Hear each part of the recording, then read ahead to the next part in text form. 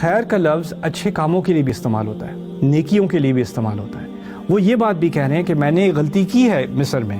اور میں نے معافی بھی مانگی ہے، لیکن پھر بھی میرے دل کے اندر ایک آگ سی لگی ہوئی ہے کہ میں، کیونکہ قرآن کا ایک قاعدہ ہے نا، وہ بھی سمجھتے ہوں گے شاید، ان الحسنات یذہبن السیئات، یہ بنیادی قاعدہ ہے، ہو سکتا ہے قرآن سے پہلے بھی انسانیت جانتی ہو، اچھے کام برے کاموں کو مٹا دیتے ہیں۔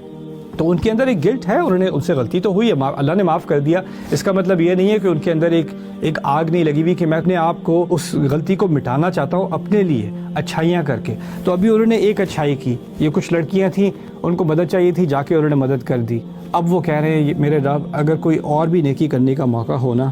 تو میں اس کے لیے فقیر ہوں، کوئی بھی اچھا کام کرنے کو اگر مجھے مل جائے میں فوراً کرنے کو تیار ہوں۔ میں نخرے نہیں کروں گا کہ کس قسم کا اچھا کام ہو،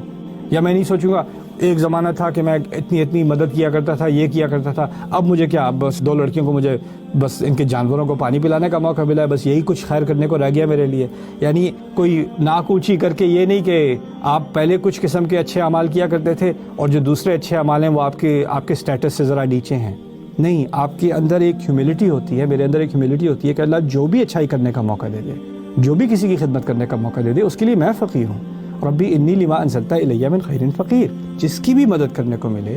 جو بھی ملے، وہ تو اللہ تعالیٰ کی طرف سے ایک تحفہ میری طرف آ رہا ہے، تو اس کو میں قبول کروں اور اللہ تعالیٰ کی طرف سے ایک اعزاز سمجھوں کہ اللہ تعالیٰ نے مجھے کسی کی مدد کرنے کا موقع دیا،